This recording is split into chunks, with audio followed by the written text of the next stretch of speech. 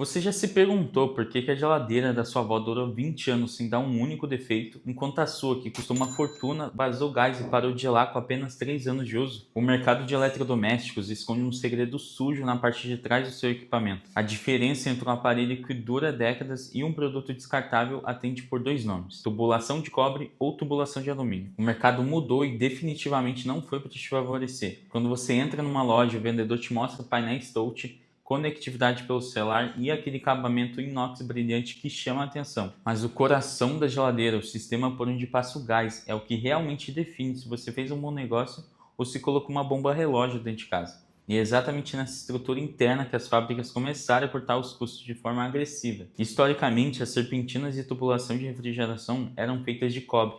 O cobre é um metal nobre extremamente resistente às variações de temperatura, durável e praticamente imune à reação do tempo. O problema para a indústria é que o cobre é caro e, para baratear o custo de produção, aumentar a margem de lucro e conseguir vender mais barato para bater de frente com a concorrência, a grande maioria começou a substituir o cobre pelo alumínio. E é aí que o pesadelo do consumidor começa. O alumínio custa uma fração do preço do cobre, mas a resistência e a vida útil dele também são uma fração de tempo. O grande vilão dessa história tem um nome técnico, mas muito fácil de entender: corrosão galvânica. Imagina que na sua geladeira existam várias peças de metais diferentes que se encostam na montagem e, quando o alumínio entra em contato direto com outros metais, como o aço do compressor ou as conexões de ferro, e se junta com a umidade normal do funcionamento de uma geladeira, ele começa a apodrecer literalmente. O metal vai se corroendo aos poucos até criar micros furos, e basta um furo do tamanho de fio de um cabelo para que todo o gás vaze de forma silenciosa, e de repente você acorda no domingo com a casa cheia para aquele churrasco e percebe que a geladeira simplesmente parou de resfriar, estragando toda a carne e esquentando a bebida gelada que tinha nela. Para piorar a situação, se você mora em regiões litorâneas como a praia, o alumínio é uma péssima escolha porque a maresia devora esse material de uma forma assustadora. Um aparelho que duraria 5 anos longe da praia, no litoral, pode apresentar um vazamento de gás em menos de 2 anos se for de alumínio. Já o cobre suporta a salinidade do ar com muito mais valentia e proteção. E aqui entra o golpe final da manutenção. Se uma geladeira com tubulação de cobre, como os modelos clássicos da Panasonic Econab ou as versões mais parrudas da Brastemp Forestry, apresentar um furo por algum acidente, a solução é rápida. O técnico localiza o vazamento e faz uma solda simples. O cobre aceita reparo de forma fácil. Agora, se a sua geladeira usa aqueles trocadores de calor de alumínio com microcanais que parecem um radiador de carro, a história é terrível. O alumínio é extremamente difícil de soldar e, se furar no meio de uma daquelas galerias fininhas, o técnico não consegue consertar sem entupir a passagem do gás. O resultado? Você vai perder a peça inteira e muitas vezes acaba perdendo a geladeira toda, porque o conserto fica mais caro do que comprar um aparelho novo. E o grande desafio para o consumidor é que essa bomba relógio vem muito bem maquiada de fábrica. Descobrir se a geladeira que você quer levar para casa usa tubulação de cobre ou de alumínio não é uma tarefa fácil, porque a indústria faz questão de esconder essa informação. Dificilmente você vai encontrar na etiqueta da porta ou no manual de instruções um aviso claro dizendo: este produto contém serpentina de alumínio.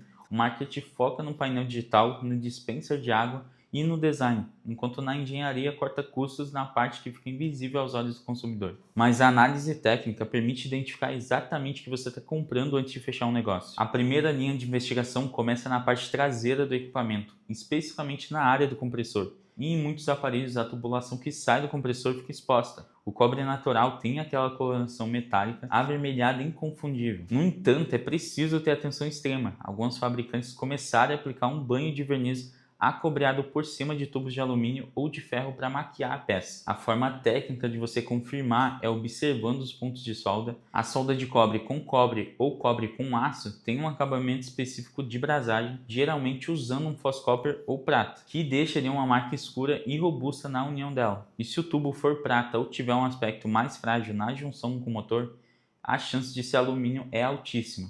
Quando buscamos no mercado equipamentos que ainda mantêm o respeito pela durabilidade e utilizam cobre em seus sistemas vitais, a linha Panasonic Econab BB53 se destaca com um padrão de construção estrutural. Esse modelo, além de trazer o motor inverter na parte inferior, mantém uma engenharia focada em troca térmica de alta eficiência, minimizando os riscos de vazamento de gás por corrosão ao longo dos anos. A construção robusta do condensador desse equipamento garante que ele suporte o estresse térmico pesado sem ceder a microfuros. O problema da tubulação se torna ainda mais crítico quando a gente sai da parte de trás e analisa o inferior do gabinete. Nas geladeiras frost free modernas, o evaporador, que é a peça responsável por gerar o frio real dentro do freezer, fica escondido atrás de um painel de plástico. E é aqui que a engenharia de redução de custos ataca de forma mais cruel. Muitas marcas estão embutindo evaporadores de alumínio e cobrindo tudo com poliuretano injetado à espuma de isolamento térmico. O alumínio trabalha em um ambiente de constante umidade e congelamento dentro do freezer. A exigência física desse sistema é brutal. Durante o auge do verão, quando a rede elétrica que demanda chega ao limite máximo, o abre e fecha da porta força o compressor a trabalhar em carga máxima para compensar a perda de temperatura.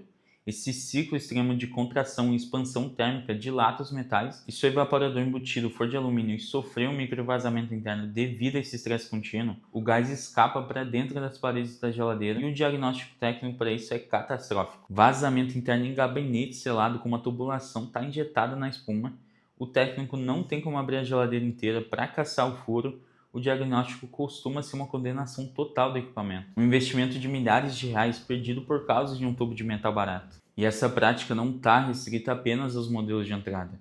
Existe uma falsa sensação de segurança de que, ao comprar as famosas geladeiras front door, aquelas gigantes de 3 portas, o consumidor está blindado contra peças baratas. A análise de diagramas técnicos mostra que diversas linhas premium de marcas gigantescas também estão adotando evaporadores de alumínio em seus equipamentos mais caros. Você paga pelo design e pela litragem, mas leva o mesmo risco estrutural de uma geladeira básica. A durabilidade deixou de ser padrão e passou a ser uma exceção, encontrada ali apenas em projetos específicos que não cederam à pressão da obsolescência programada. O grande problema é que essa fragilidade estrutural já contaminou as linhas mais vendidas do país, transformando o topo de vendas em um verdadeiro campo minado para o consumidor. Chegando no momento de dar nome aos bois e entender exatamente onde o corte de custo da engenharia afeta o seu bolso, quando a gente analisa o volume de manutenções do mercado nacional, duas linhas de entrada chamam a atenção pelo alto índice de falhas prematuras no sistema de gás. A Electrolux TF39 e a Consul CRM39 são equipamentos campeões de vendas projetados para ter um apelo visual forte e um preço competitivo no varejo, mas que escondem uma estrutura de dissipação térmica e evaporação baseada em alumínio de baixa espessura. A análise estrutural da Electrolux TF39 revela que o evaporador interno, responsável por retirar o calor do gabinete, utiliza o alumínio em uma região de altíssima umidade. O ciclo D de gelo, que derrete o gelo acumulado e joga água para o reservatório em cima do motor, cria o ambiente perfeito para a oxidação agressiva do metal. Já na Consul CRM39, a linha de sucção e partes do condensador embutido também sofrem com a fadiga do material. O resultado prático é um vazamento silencioso, o motor continua trabalhando sem parar, tentando compensar a falta de gás, o que leva a um superaquecimento do compressor e eventualmente a queima do estator. Como a gente acabou de destrinchar esse colapso estrutural desses modelos e não tem uma alternativa direta na exata mesma faixa de preço que ofereça uma construção 100% em cobre nesse momento do mercado, é fundamental consultar os outros materiais detalhados aqui no canal para auxiliar na escolha de um equipamento superior e evitar esse prejuízo. A fragilidade do alumínio nessas linhas não perdoa o uso em condições extremas. A variação de temperatura externa exige que o compressor opere na rotação máxima, elevando a pressão interna da tubulação. O cobre suporta esse estresse mecânico por décadas, já o alumínio fino, com suas paredes reduzidas pela tecnologia de microcanais, cede à pressão e sofre microfissuras. Quando o gás escapa, o reparo não é uma simples solda. A tentativa de unir alumínio contaminado por óleo do sistema e umidade é um pesadelo técnico que frequentemente resulta em uma perda total do gabinete selado. É um ciclo de obsolescência programada disfarçado de inovação técnica. As fabricantes reduzem o preço do equipamento e o custo de produção,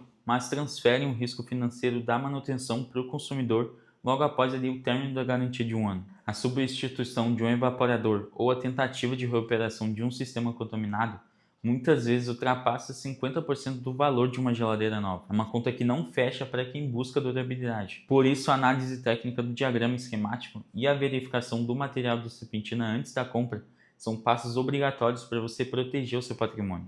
A engenharia de materiais é a única métrica real para a durabilidade do seu investimento, e ignorar o que acontece por trás da chapa de metal costuma custar muito caro depois. É aquele famoso ditado, o barato que sai caro. E aí, quero saber na região de vocês, o mercado ainda prioriza a durabilidade do cobre ou o alumínio já virou um padrão absoluto até nos equipamentos de alto custo. E se ficou alguma dúvida sobre a construção de um modelo específico que você está analisando, comenta aqui embaixo que eu vou te ajudar de qualquer forma.